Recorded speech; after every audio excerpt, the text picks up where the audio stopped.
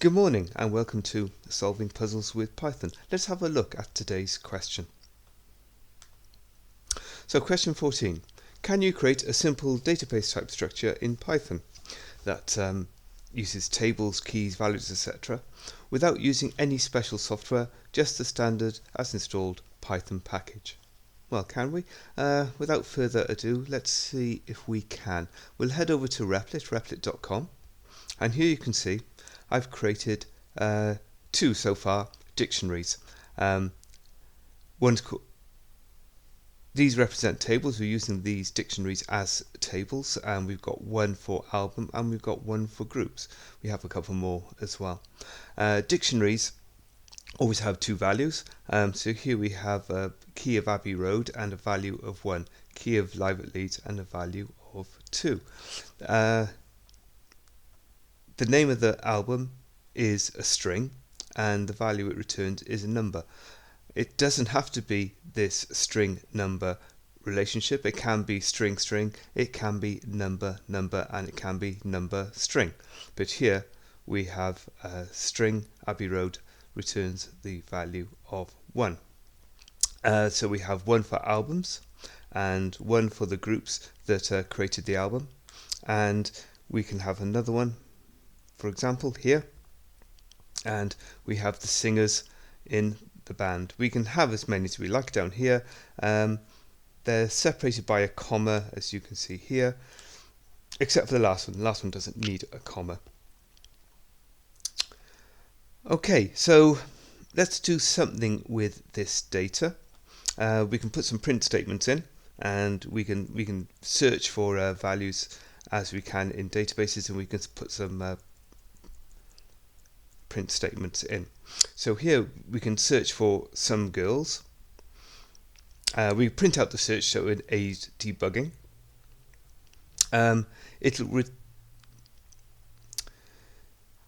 We take the search criteria and we go into the table album, and it will return an index, and we use that index value to go into the groups table and pull out the appropriate value, and the same with the singer. What I mean by this is that we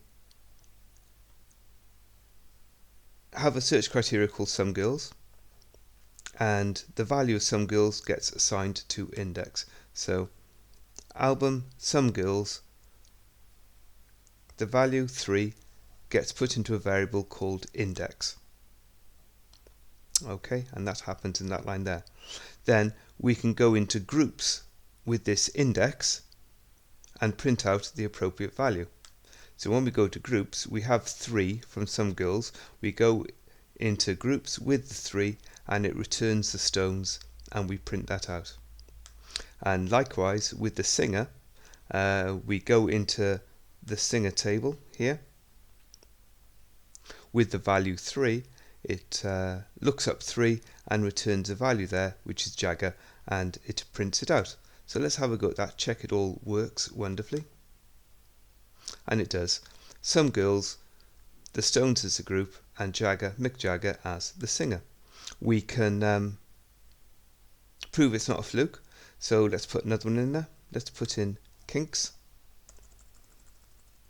So we can have another search criteria called Kinks, and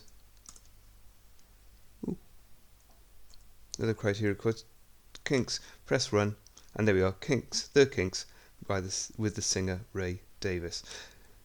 So it works quite well. As you probably determined, it all depends on everything being in the right order. Okay, I'm sure you worked that out for yourself. So Abbey Road is by the Beatles with Lennon, hence the value 1, and so it just pulls up the first one from there and the first one from there. Where this does become efficient is that if we put another Beatles album in here, Sgt. Pepper's for example, we can still use the values for 1. So we don't have to have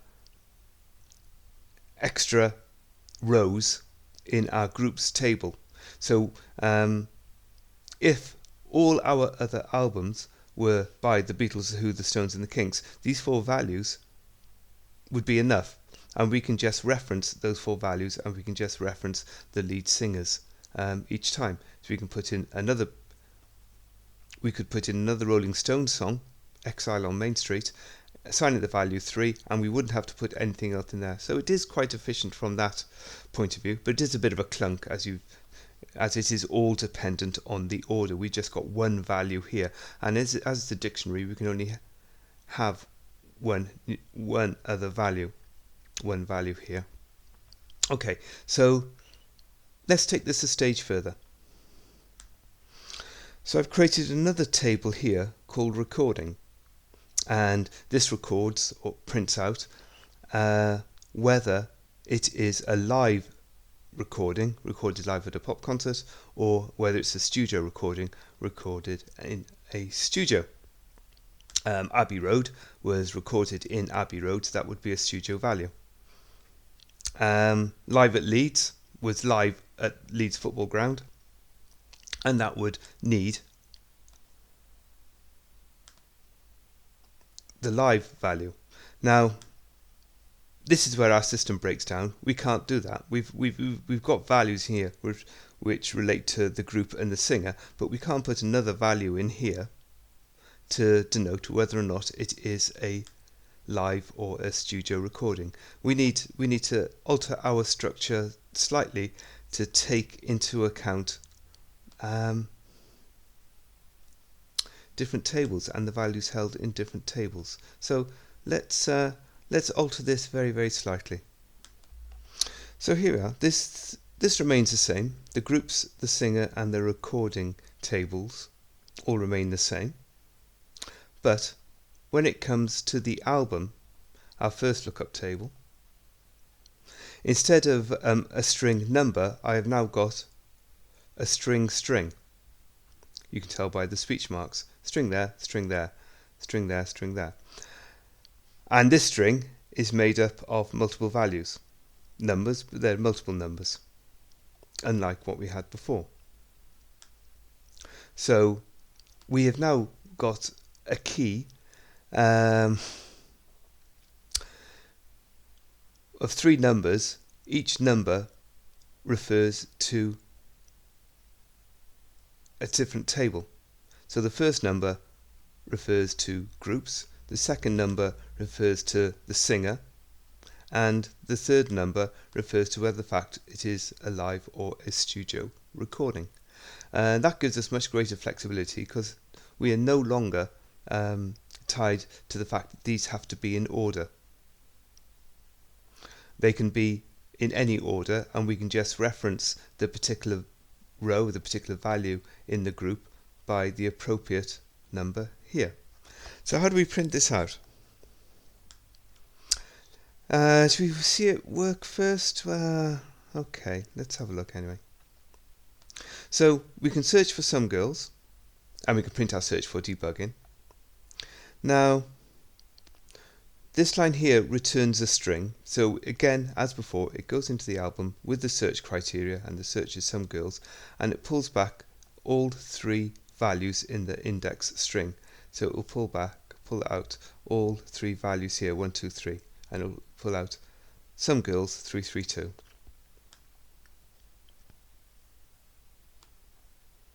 It prints it out so it helps us debugging. And then when it comes to printing out the appropriate value, we pull out the first character,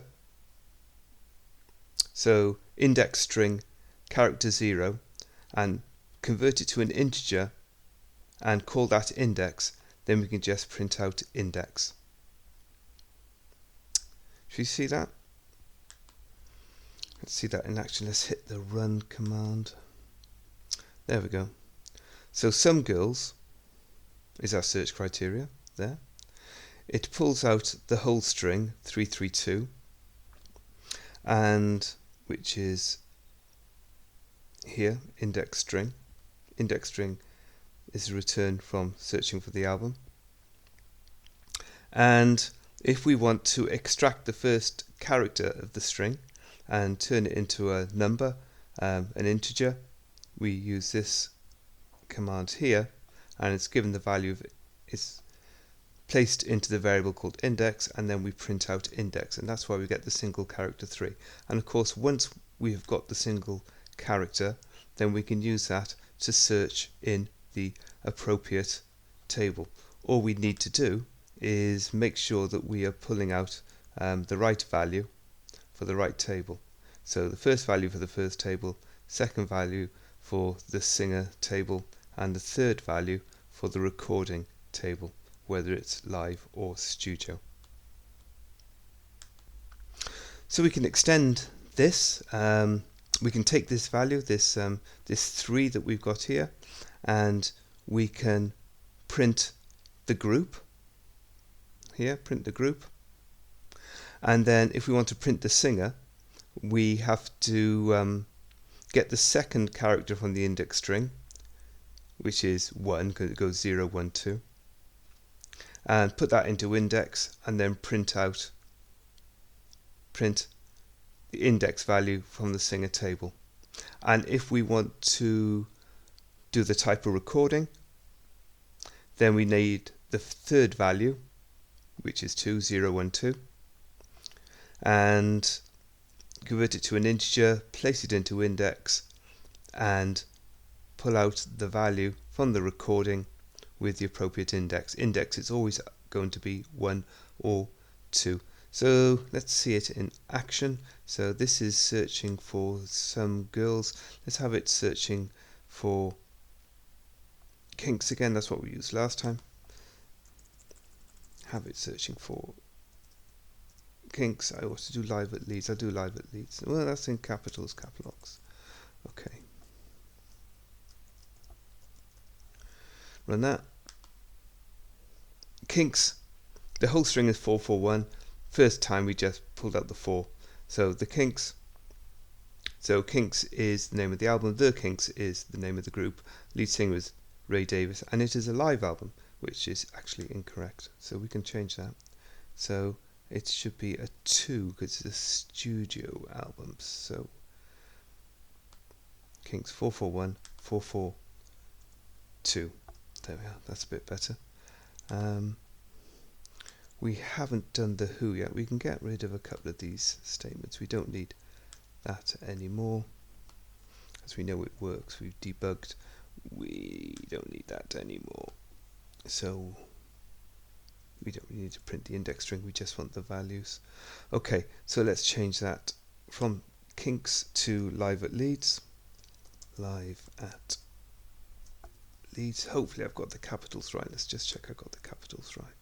Live at Leeds, yes I have. Okay, run that. There we are. Live at Leeds by The Who. Roger Daltrey in studio. I got these inverted. So it should be 1 being a live album. Let's change that then. Live at Leeds 222 should be 221.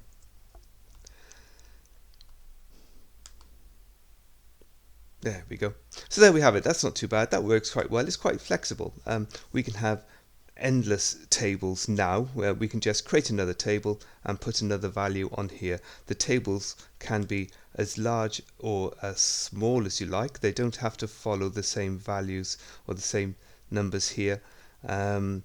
We can have a table with just one value in it, or we can have a table with 100 values in it. It makes no difference, and the order doesn't make any difference. So in answer to the question, can we create a simple database-like structure using nothing other than our own intellect? Well, yes, we jolly well can.